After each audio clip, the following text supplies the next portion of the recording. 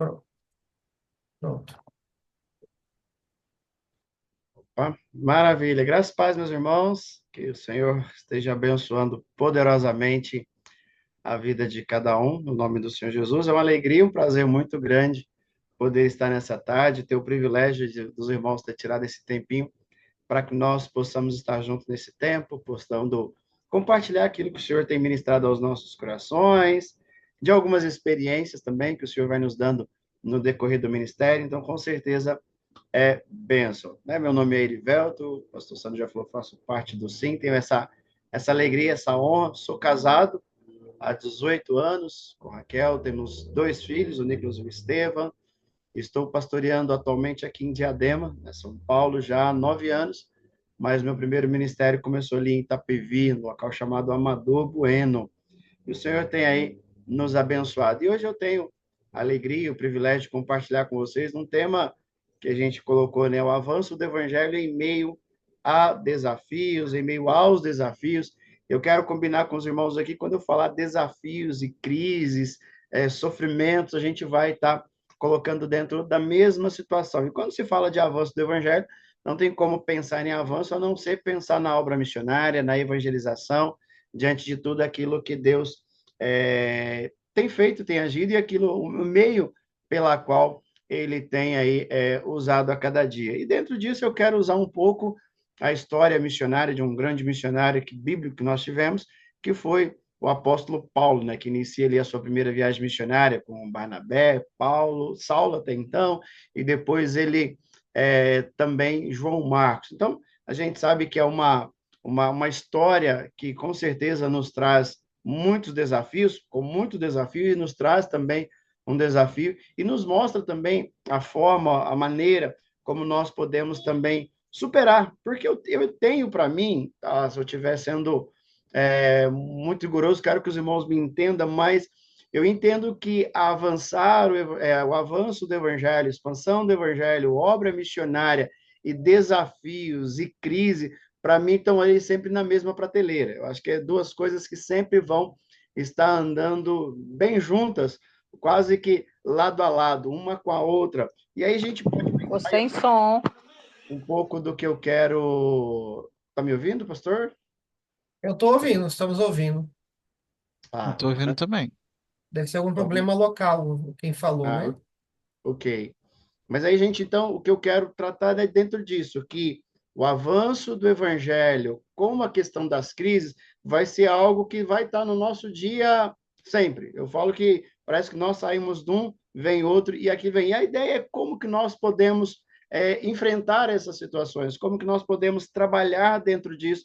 E aí, pensando na história de Paulo, então, nessa sua primeira viagem missionária, como que ele lida com isso, como que ele pode hoje, então, trazer lições, como nós podemos trazer dentro dessa ótica missionária, dentro do avanço, juntamente com essas crises e desafios, como que nós podemos, então, trabalhar. Com base, eu vou usar dois capítulos, né, o capítulo 13 e o capítulo 14 de Atos, falando dessa primeira viagem missionária, mas para a introdução eu quero ler, então, o Atos capítulo 13, o versículo 13 até o 15, que diz assim: de Pafos, Paulo e seus companheiros navegaram para Perge, na Panfilha. João os deixou ali e voltou para Jerusalém. De Perge, prosseguiram até Antioquia da Psídia. No sábado, entraram na sinagoga e se assentaram. Depois da leitura da lei e dos profetas, os chefes da sinagoga lhes mandaram dizer: irmãos, vocês têm uma mensagem de encorajamento para o povo? Falem. A gente, então, passando um pouco aqui, algo que a gente precisa estar avaliando a cada instante, a cada momento, algo que eu penso, que precisamos um pouco tomar cuidado, ter um pouco de cuidado para que os desafios que nós vivemos, os desafios que nós enfrentamos, eles não venham atrapalhar o avanço do evangelho. Porque algo que nós percebemos muito dentro das histórias missionárias, com certeza muitos irmãos aqui têm essa história, esse retrospecto para contar, que nos momentos de mais dificuldades, nos momentos das maiores crises, foi onde se percebeu muito mais a mão de Deus. Quando a gente vai ver os relatos dos campos missionários, a gente vai ver que o evangelho muitas vezes tem crescido muito mais nos países onde a perseguição tem sido um pouco mais, vamos dizer assim, mais ferrenha. Então a gente percebe que o evangelho, nós não temos dúvida que ele vai crescer, que ele vai avançar, porque é propósito de Deus, é projeto de Deus. Nós temos o grande privilégio de podermos fazermos parte de tudo isso. Então, nós precisamos tomar muito cuidado para que, dentro daquilo que nós vivemos, dos desafios que vêm, as crises que vêm, independente da área que possa ser, muitas vezes familiar, muitas vezes financeira, muitas vezes de saúde, para que esses desafios, para que essas crises que nos tomem, elas não venham barrar o avanço do evangelho, barrar tudo aquilo que Deus tem feito. Então, precisamos tomar muito cuidado para que isso não venha. Então, o que eu acabei de dizer isso, que as crises nunca foram um problema para a obra missionária. Ela é um problema para nós, né? Elas sempre são um problema para nós, porque nós somos homens, nós somos de carne, nós temos nossos desafios, nós temos as nossas limitações, então não dá para olhar para o desafio, não dá para olhar para a crise e entender que ele vai barrar o evangelho, que o evangelho vai ser preso.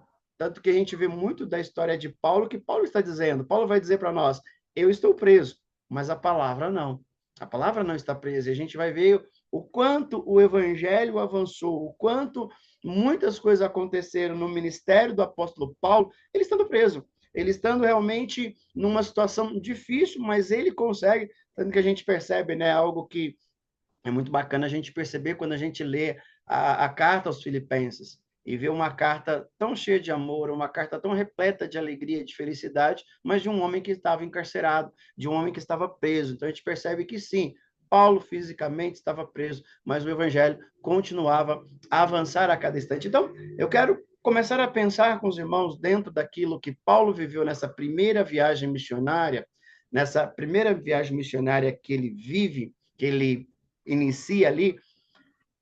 E na nossa vida, eu quero tirar isso, até quando, voltando um pouco em alguns versículos que ele vai dizer aqui, em especial no versículo 12, dizendo que o procônsul, vendo o que havia acontecido, creu profundamente, impressionado com o ensino do Senhor. Algo que a gente vai perceber muito nas nossas igrejas, em conversa que nós temos, que as pessoas não declaram isso abertamente, mas muitas vezes com as atitudes parece que aquilo que Paulo fala em Romanos, que o evangelho é o poder de Deus para a transformação, parece que nós perdemos um pouco. Parece que a gente tem algumas dificuldades não em palavras, mas em atitude.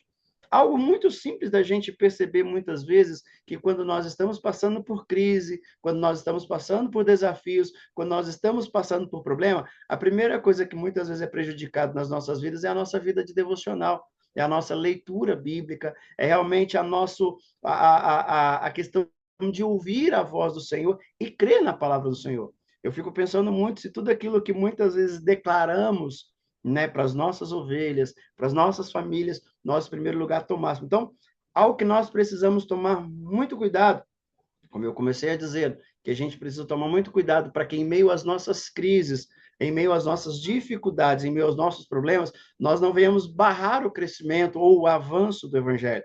E quando nós fazemos isso? Quando isso acontece? Quando nós invalidamos o poder da palavra. Quando nós esquecemos que quem faz a obra é o Senhor, é o Espírito Santo de Deus. E qual o meio que ele usa? É a palavra. Nós somos os arautos do Senhor. Nós somos aquele que levamos a palavra, mas na mudança não somos nós que fazemos. Quem faz é a palavra do Senhor. Então, precisamos muitas vezes olhar isso, e quando eu falo de invalidar, eu falo de invalidar até mesmo nas nossas vidas. Eu sei que às vezes é assustador, eu tenho compartilhado isso com algumas pessoas, que às vezes a gente encontra crentes, pastores, missionários que nunca leram a Bíblia toda, né? Nunca mencionaram. A gente estava no Multiplique, creio que muitos estavam lá. Um dos pastores mencionou sobre isso, sobre essa questão, sobre essa situação, de realmente nós deixarmos um pouco a palavra de lado, deixarmos um pouco aquilo. E nessa primeira viagem missionária que Paulo diz, Paulo ele não se preocupa ali com Elimas, né, o mágico. Ele vai lá, ele repreende no nome do Senhor, ele entende que o Senhor era contra ele. Em toda aquela turbulência que estava acontecendo ali, a palavra não foi invalidada, porque não é o que acontece, não é o fato de o que acontece com Elimas, dele ficar cego, que muda a situação, que é o que fica em foco. Por isso que eu destaquei aqui até o versículo 12, o que acontece em Chipre, porque meio com toda a turbulência que estava acontecendo, com todos os desafios que Paulo estava enfrentando ali, com toda a acusação, com mesmo esse mágico tentando atrapalhar, nós percebemos como a palavra de Deus ela continua sendo eficaz, continua ali sendo eficiente. Porque mesmo com tudo aquilo, o procônsul, vendo o que havia acontecido, ele não foi ministrado pelo milagre, ele não foi ministrado ali simplesmente pelo poder sobrenatural que acontece naquele homem, mas ele creu profundamente, né, impressionado com o ensino do Senhor. O que atrai esse homem, o que move esse homem é o ensino da palavra do Senhor. E muitas vezes, em meio aos nossos desafios, nós muitas vezes nós nos afastamos da palavra, nós deixamos um pouco de lado. Nós até um livro que chama Mentores segundo o Coração de Deus, ele vai dizer sobre isso. O autor diz que nos momentos mais difíceis da vida deles, mais difícil no ministério, o que segurou ele no ministério, o que sustentou ele, foi a vida devocional, foi realmente estar com a palavra, foi realmente passar tempo com o Senhor. Mas quando a gente está nos nossos desafios, parece que nós entramos num modo de sobrevivência, mas não no modo de sobrevivência com o Senhor, de realmente buscar aquilo que o Senhor tem para as nossas vidas, daquilo que o Senhor quer fazer, mas a gente entra num modo de sobrevivência para resolver o problema. E esquecemos que quem é o dono de toda e qualquer situação é o Senhor. É Ele que vai agir. Então, no momento de crise é onde nós deveríamos muito mais buscar o Senhor. No momento de realmente desafios, é onde nós não buscamos força em nenhuma outra coisa, a não ser na palavra do Senhor. Então, o impacto que a palavra faz. Nós sabemos que os milagres estão aí, eles acontecem, eles são importantes, mas quando nós olhamos a questão do milagre que acontece ali, né, de uma forma de julgamento, de punição para Elimas, e tantos outros milagres que vai acontecer, até mesmo nessa primeira viagem missionária de Paulo, nós entendemos que o milagre e a cura ele consegue simplesmente afetar o nosso corpo, né? Muitos aqui já, com certeza, tiveram experiências de milagres da parte do Senhor, de cura, cura de familiares, cura própria, de milagres do Senhor na vida financeira, de tantos milagres. Irmãos, isso é extremamente importante. Mas nós sabemos que esses milagres, ele afeta tão somente, a princípio, a priori, o nosso corpo. Mas nós sabemos que a palavra de Deus não, a palavra de Deus ela afeta a alma, ela atinge a alma, ela transforma a alma, mas essa transformação precisa estar em nós. Claro, eu entendo perfeitamente e coloco para os irmãos que nós falarmos disso de uma forma, como eu posso pensar, teórica, ela é fácil. Mas nós sabemos que nós, quando vamos trazer isso para a prática, é outra situação. Mas é onde precisamos ter, e eu gostaria de pensar a primeira questão, como que está a nossa vida devocional? Como que está a nossa vida realmente de leitura bíblica? Como que nós temos feito isso? Nós temos, às vezes a gente conversa com algumas pessoas e é, às vezes as pessoas dizem assim, e aí, como que está a sua vida devocional? Como tem sido o seu tempo devocional? Ah, tem sido um tempo gostoso, tem sido um tempo muito bom, tenho sido muito edificado, tá? Mas quais são as demandas que o Senhor tem te passado na sua vida devocional? Quais são as confrontações que o Senhor tem dado para você? Onde o Senhor realmente tem mexido com a tua vida? Se pegarmos as últimas semanas, meses, qual que é a direção que o Senhor tem nos dado? Porque para nós, o nosso devocional, ele precisa ser para nós como aquele tempo que nós vamos estar com o nosso chefe. Só que a gente sabe que esse chefe ele não está num título simplesmente de chefe. Ele está num título de senhor, de pai, de amigo, daqueles que nos confronta, mas também daquele que nos conforta. Então, nosso tempo de devocional, nós precisamos sair dali com algo muito claro. Ou o Senhor está nos confortando no momento, mas não, o Senhor não vai passar nos confortando porque o Senhor tem uma obra. Os nosso período de desafios, os nossos períodos de crise, o Senhor nunca nos deu uma desculpa para não fazer a obra. Vamos pensar assim, Deus me deu aí, né? Eu estou passando por um momento difícil, um momento complicado, e o Senhor me deu aí um atestado, né? Uma coisa que nós sabemos que não acontece é dentro do nosso ministério existir atestado para fazer a obra. Muitas vezes precisamos, sim, de um afastamento por uma questão física, de um afastamento por uma questão emocional que precisamos solucionar, resolver, mas muito mais à parte. Mas nós sabemos se hoje estou aqui com os irmãos, daqui a pouco posso estar na igreja aconselhando alguém, ou posso estar descansando, ou posso precisar, de repente, passar por um tempo até mesmo de internação, a obra do Senhor continua sendo manifesta, porque o milagre, tanto o milagre do corpo como o milagre daquilo que a palavra pode manifestar, ele continua ativo a cada instante. Então, precisamos ter muito claro isso, qual tem sido a eficácia que a palavra tem trazido ao nosso coração. O que que isso realmente, o que que a Bíblia tem apresentado? Eu falo por mim, porque acho que eu até já compartilhei isso com alguns irmãos que aqui estão, que em determinado momento a gente, se a gente não cuidar, e isso é algo que eu tenho como experiência, a Bíblia se torna para nós simplesmente uma ferramenta, um instrumento de trabalho, uma ferramenta de trabalho. Aquilo que eu pego ela de repente para preparar um discipulado, eu pego ela para preparar um aconselhamento, eu pego ela para preparar uma mensagem, que tudo isso com certeza faz parte, mas quando a nossa vida ministerial pega só nisso, nós começamos a cair num problema muito sério, porque, querendo ou não, nós começamos a meio.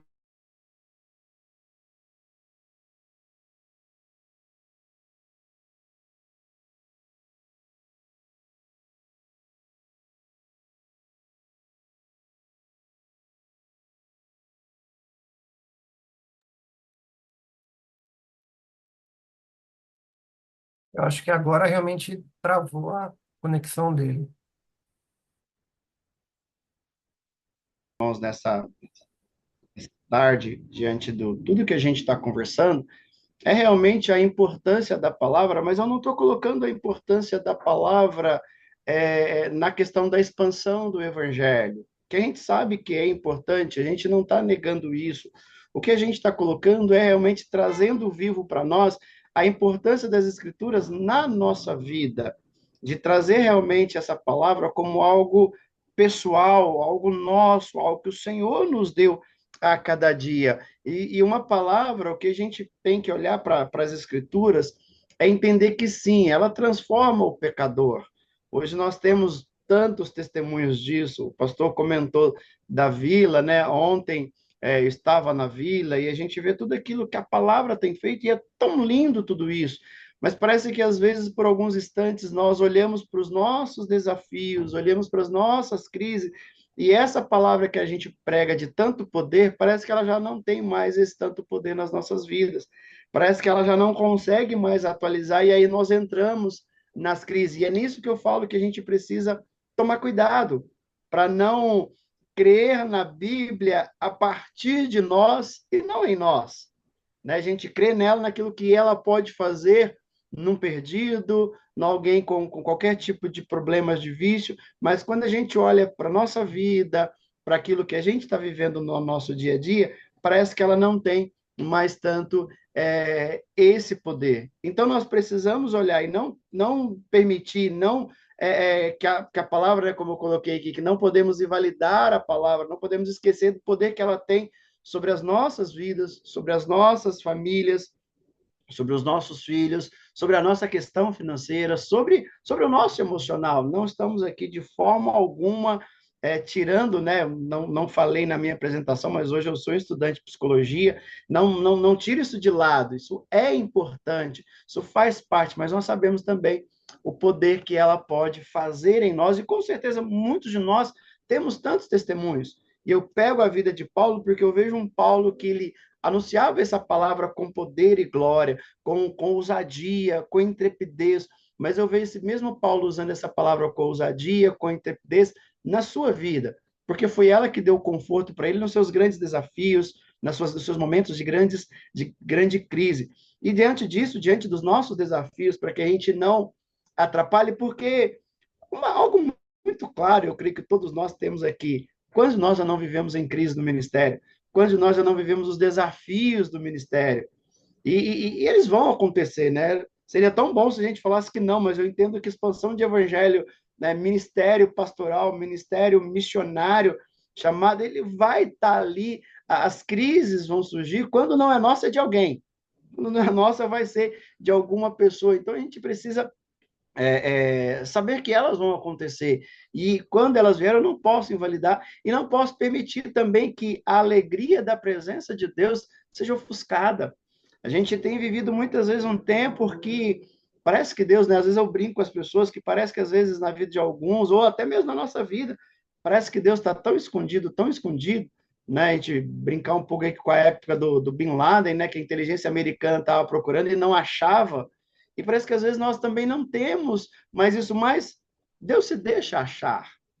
Nós encontramos Deus, então nós não podemos permitir que a alegria de termos tempo de oração, de termos tempo com o Senhor, de termos tempo de repente, fazer uma boa caminhada, ir num parque ou em algum lugar e permitir ter ali a presença de Deus, não simplesmente desejar que outros venham ter, que outros possam ter isso, mas que também que isso venha a ser algo em nós. E estou colocando isso, meus irmãos, dessa presença de Deus, não é uma presença do nosso gestor para que nós possamos avançar, mas eu estou dizendo da presença de Deus como aquele pai. Ali como estava ali no período da ceia, onde a Bíblia vai dizer que um dos discípulos encostou a cabeça no peito de Jesus. Eu entendo que muitas vezes nós precisamos disso. E no texto que eu estou usando como base, aqui no versículo 13, vai dizer, né, de Pafos, Paulo e seus companheiros navegaram para Pérgia, na Panfilha. João os deixou ali e voltou para Jerusalém. Imagina a questão, né? Eles estavam ali, saiu o trio para a obra, o trio para fazer o trabalho ali do que estava acontecendo, e no auge de todas as questões, simplesmente eu falo, olha, não quero mais isso. Né? Muitas vezes somos deixados sozinhos numa missão, estamos deixados e situações que às vezes podem trazer para nós algum tipo de tristeza, algum tipo de frustração, algum tipo de decepção. Quantos de nós não vivemos isso? Nós não estamos imunes disso. Nós não podemos dizer que isso não vai acontecer, mas algo que eu não tenho controle, ok, mas existe algo que eu tenho um controle da minha vida com Deus, de não permitir que essas coisas, que essas tristezas, que essas frustrações não venham realmente ofuscar a presença de Deus, que parece que a gente investe toda a força, tudo aquilo que a gente tem para aquilo. E aí onde vem, que Paulo vai dizer que no versículo 15 aqui, quando ele está lá na sinagoga, diz, depois da leitura da lei e dos profetas, os chefes da sinagoga lhe mandaram dizer, irmãos, se vocês têm uma mensagem de encorajamento para o povo, falem. Você olha, de tudo que você está vivendo, e quantos de nós não passamos por isso, né? Às vezes a vida não está bem, às vezes muita coisa acontecendo, e alguém fala assim, olha, traz uma palavra de esperança, traz uma palavra de conforto, e nisso, irmãos, está em Deus. Às vezes nós queremos tirar de nós, mas não é de nós, né? Então, mesmo em meio às dificuldades, é Deus que vai nos fortalecer. Eu digo que às vezes nós queremos assumir algumas responsabilidades que não é nossa. Nós precisamos entender que, em relação ao ministério, nós temos um chamado, o ministério não é nosso. Nós temos um chamado da parte de Deus. A obra que nós vamos realizar, a obra que o Senhor tem colocado para nós fazermos, ela não é nossa, ela é de Deus. Nós fomos chamados para ser cooperadores, parceiros do Senhor. E existem algumas situações que a responsabilidade é dele, é ele que vai nos ungir, e a gente precisa muitas vezes, até com perdão da expressão que eu vou colocar aqui, mas muitas vezes nós temos que jogar a responsabilidade para quem é a responsabilidade. E a responsabilidade é de Deus. Qual que é a minha responsabilidade? Estar com Ele. Estar com Ele, para que Ele possa me direcionar. O direcionamento é Ele que vai dar onde nós corremos um risco, aonde os nossos desafios e as nossas crises colocam a obra em risco, quando eu tento fazer por mim mesmo. Quando eu tento fazer por mim mesmo aquilo que não é obrigação minha fazer por mim mesmo. Me compliquei aqui agora, mas essa é a ideia. A minha obrigação é buscar do Senhor o direcionamento. Senhor, o que o Senhor quer? Aonde o Senhor vai me levar? Aonde o Senhor quer agir? Essa é a nossa função, porque é Ele que nos fortalece, é Ele que vai agir, porque as perseguições vão surgir, elas vão acontecer. E nesse texto, no versículo 52, diz que os discípulos continuavam cheios de alegria e do Espírito Santo. Diante das perseguições, as perseguições não foram suficientes para tirar a alegria deles, não foi o suficiente para tirar o desejo de cumprir a missão. Por quê? Porque não era eles que iam fazer, era o Senhor. E às vezes as nossas maiores crises é porque a gente parece que o ministério não vai, parece que as coisas não estão acontecendo. E aí eu fico me perguntando, qual é o padrão que nós usamos? Será que nós temos condições de olhar para o nosso ministério e dizer o que está não, não está sendo eficiente? Nós podemos declarar, nós temos condições de dizer para nós hoje que o seguinte detalhe: não tenho vivido uma vida com Deus como eu deveria. E isso nós temos condições de avaliar. Poxa, eu poderia ter mais tempo com Deus, poderia estar orando mais, poderia estar tendo um tempo mais ali para meditar, para refletir na presença do Senhor, poderia estar lendo mais, poderia estar ouvindo mais a respeito. Isso nós temos. Mas agora, qualificar se o nosso ministério está sendo efetivo ou não, é a gente parar, é a gente pegar quem não conhece a Bíblia, narrar o resumo do ministério de Jeremias e o resumo do ministério de Jonas. Qual ministério foi mais efetivo? Se a gente for colocar para alguém, vai dizer com certeza o de Jonas, porque ali a Bíblia vai dizer que a cidade toda se converte. Jeremias teve praticamente, acho que ninguém se converte com a pregação dele. Pelo contrário, foi preso, foi espancado, mas a gente percebe depois quem hoje tem mais conteúdo, né, para que a gente vai ler. Olha quantos capítulos tem, quem tudo ali vai acontecendo. Então, nós não temos, o Senhor não nos deu, não nos outorgou o direito de dizer que o ministério, que o nosso ministério está bom ou não. Quem faz é ele. E nós não entendemos o que Deus está fazendo, nós não sabemos. O que cabe a nós é realmente estar com o Senhor, estar realmente ali sendo alimentado a cada dia pela sua palavra, ter a alegria da presença de Deus, a alegria do Senhor olhar para nós e falar: olha, eu quero que você seja meu parceiro nesse negócio. Eu quero que você seja meu parceiro no avanço da obra, no avanço do ministério, e assim nós possamos continuar a cada dia. E aí a gente precisa perguntar, será o que tem nos moldado? O que tem... a gente conversa com as pessoas e fala assim, olha, o que as pessoas fazem ou deixam de fazer não pode mudar quem nós somos. Não pode mudar quem nós somos. Eu vi que uma irmã entrou aqui e falou que estava chovendo, né, que está muito abafado. E será que se o tempo virar ao extremo aqui onde eu moro é o extremo, né? Tem dia que é quente demais, outro dia você está com duas blusas. E será que isso muda o nosso humor? Às vezes até que muda, mas muda quem nós somos. E muitas vezes os desafios, muitas vezes a gente entra no ministério de um jeito e os desafios vão nos moldando, vão nos mudando. E chega a um ponto que parece que a gente já não esqueceu de muitas coisas. Então a gente precisa começar a entender a nossa alegria está baseada no que o primeiro é a gente pensar, né? O que é alegria? Volto novamente a falar sobre Filipenses, né? O que é alegria para Paulo ali? Qual que é a questão? O que realmente é a nossa alegria? Será que o que nos molda, o que nos deixa alegre, o motivo da nossa alegria ou o motivo da nossa tristeza é olhar, de repente, de alguém que nos abandonou no ministério, de alguém que a gente ali investiu no RD, a gente trabalhou e depois que a gente viu, falou, poxa, não foi. Será que são as pessoas que nos criticam? Às vezes até família, mas as famílias não entendem a questão do chamado, não entendem todo o processo. E a gente fica ali, parece que a gente fala, poxa, como seria tão bom se eu tivesse mais? Será que é no fato de ser ou não ser aceito em algum lugar? A gente vai ver que nesses dois capítulos, Paulo é expulso. Em alguns momentos, Paulo tem que literalmente fugir, fugir daquilo que ele estava vivendo, do local que ele estava até então, de tudo aquilo que estava passando naquele momento, ou não. Ou a nossa alegria está em algo que Cristo nos deu, em saber que, em primeiro lugar, o que ele nos deu foi a salvação, e hoje nós temos o privilégio de levar essa salvação a outros, de levar essa transformação. Ou é no Espírito Santo que habita em nós, na palavra que hoje nós temos um livre acesso a ela, que nos conforta, nos consola. O que tem nos moldado? Qual tem sido o motivo da nossa alegria? Qual tem sido realmente, né, aquela canção que nós cantamos? Sou feliz com Jesus, sou feliz. A gente começa a ver e aí nós começamos a entender o que tem moldado hoje, como que está o nosso humor hoje. Diante de todas essas questões, diz que a alegria do Senhor é a nossa força. E muitas vezes, diante de muitas questões, nós perdemos, eu coloco aqui, né, não podemos perder a coragem, Mas muitas vezes coragem pode ser vontade. Muitas vezes coragem a gente pode colocar com muitas questões que a gente possa pensar. Quando nós entramos aqui no capítulo 14, no versículo 3, nós podemos ler o seguinte: Paulo e Barnabé passaram bastante tempo ali falando corajosamente do Senhor, que confirmava a mensagem da sua graça, realizando sinais e maravilhas pelas mãos deles.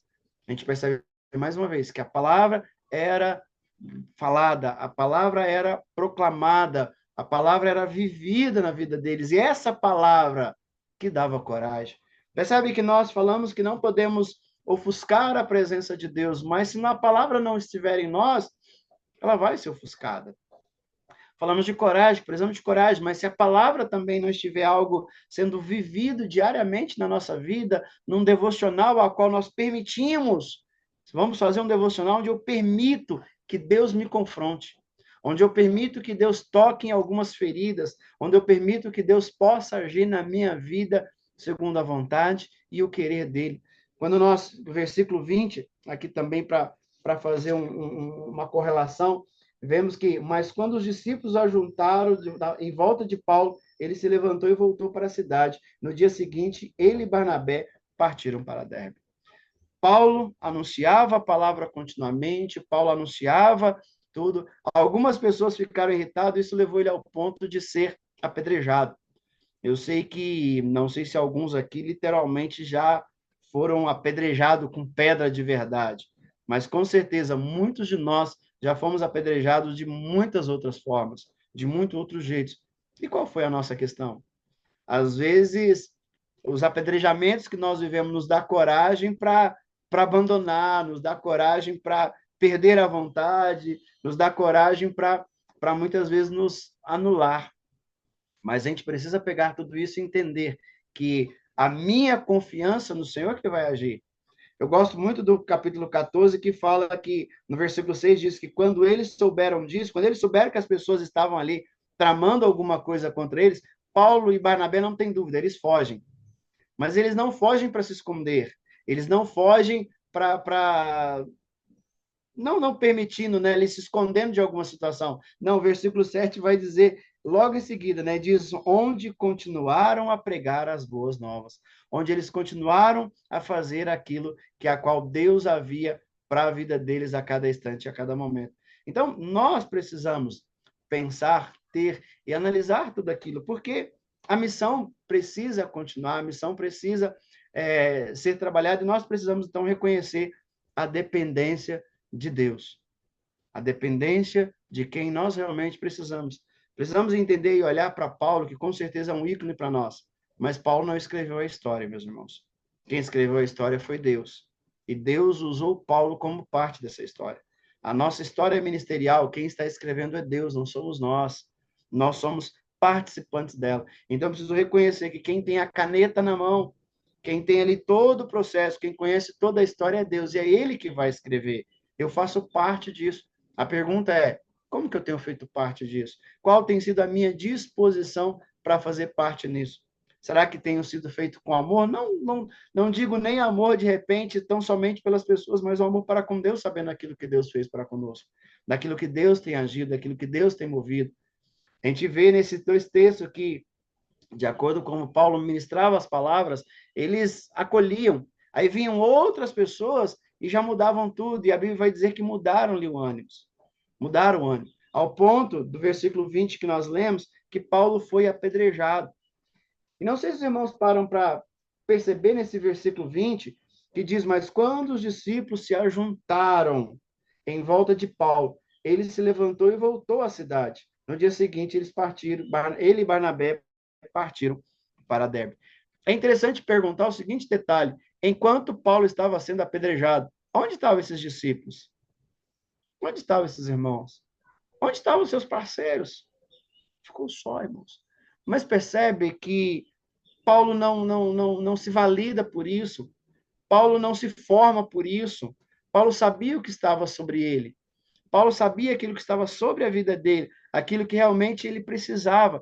E se a gente olhar simplesmente nessa primeira viagem missionária de Paulo, se os irmãos depois lerem com calma o capítulo 13 e o capítulo 14, nós vamos ver que Paulo tinha 1000 motivos para desistir, para desanimar e para perder a coragem. Assim como eu tenho certeza que muitos de nós hoje também estamos na mesma condição. Temos mil motivos para isso, a gente pode colocar tudo, mas nós só temos um motivo, né? Somente um motivo para continuar. E esse motivo é a presença de Deus, esse motivo é o Espírito Santo que habita em nós, esse motivo é um chamado, que eu até ouvi nesses dias, acho que parece que foi o pastor Hernandes Dias Lopes, dizendo que o chamado é uma algema que nós não vemos, nós não conseguimos nos livrar. Eu creio que muitos de nós, muitas vezes, vão dizer, eu vou desistir desse negócio, não quero mais isso, mas em determinado momento você fica, poxa, eu não posso fazer isso. O chamado é mais forte, o chamado vai além daquilo que nós colocamos. Irmãos, a missão continua. Aquilo que Deus tem para fazer, aquilo que Deus tem para agir, aquilo que Deus quer mover, continua. Deus tem muito para fazer. E nós precisamos, então, desse compromisso, nos dedicar cada dia mais ao serviço de Deus, com todo o coração. Isso faz parte do nosso chamado. Ter uma fé inabalável, manter realmente a nossa fé firme diante do Senhor e diante das adversidades. Amar incondicionalmente o próximo. De qualquer forma, aí, algo que eu fico pensando muito, algo que eu avalio muito é o seguinte detalhe: a perseguição, a crise, os desafios nunca prejudicaram a igreja, não matam a igreja. A gente, com certeza, muitos de nós cantamos uma canção que diz que a perseguição não parou a igreja, os leões não parou a igreja, nada parou a igreja. A perseguição não mata a igreja, mas o que mata a igreja é quando nós fazemos concessão ao evangelho. Quando nós deixamos o evangelho de ser aquilo que ele verdadeiramente é. Não estou dizendo na vida do nosso povo, mas estou dizendo na nossa vida. Estou dizendo daquilo a qual Deus tem para nós, daquilo que Deus tem agido sobre as nossas vidas. E eu quero encerrar então esse tempo, não sei qual foi o tempo aí, pastor, mas terminar esse tempo com três conselhos de Paulo. Eu sei que esse texto que a gente vai olhar, ele tem muito mais conselhos, mas esses três conselhos que eu vou colocar aqui me chamam muita atenção, que é um conselho que Paulo dá aos irmãos de Efésios, quando ele vai até Mileto. E ele coloca três questões bastante interessantes. Olha o versículo, capítulo 20 de Atos, e o versículo 19, que Paulo vai colocar para eles, Paulo vai declarar, ali Paulo já tinha declarado, olha, vocês não vão me ver mais, né? E diz que ele chora muito com eles ali naquele momento, mas o versículo 20, né, onde Paulo se encontra ali de Mileto com os presbíteros de Efésios, o versículo 19, capítulo 20, versículo 19, fala assim: servi ao Senhor com toda humildade, com lágrimas, sendo severamente provado pelas conspirações do judeu. O que me chama a atenção e eu destaquei aqui, irmãos, é servir ao Senhor. Repito, servir ao Senhor. Por mais que isso possa ser redundante para nós, mas é algo que sempre precisa estar muito claro para nós. A quem nós servimos? Nós servimos ao Senhor. E nós servimos aquele que Ele coloca nas nossas mãos para que nós possamos servir. Não somos nós que vamos atrás, não somos nós que vamos. A visão é dele, a direção é dele, a palavra é dele, a ação dele, o milagre é dele, tudo é dele. Nós somos simplesmente aqueles que estamos a servir, como bons mordomos, aonde a dispensa está cheia, e quem encheu a dispensa, quem colocou os alimentos na dispensa foi o Senhor da casa. Ele que coloca. Nós somos os mordomos, nós somos os garçons, que aquilo que é colocado na mesa, aquilo que é colocado na bandeja, nós levamos e servimos. Mas para isso precisamos estar. Do versículo 20, capítulo 20, o versículo 20, vai dizer: vocês sabem que não deixei de pregar nada que fosse proveitoso, mas ensinei tudo publicamente e de casa em casa. Essa é a nossa questão, e Paulo repete isso no versículo 27, né? Pois não deixei de proclamar-lhe todas as vontades de Deus. Essa é a nossa missão, de falar, de falar e de falar, de anunciar a palavra que está viva em nós.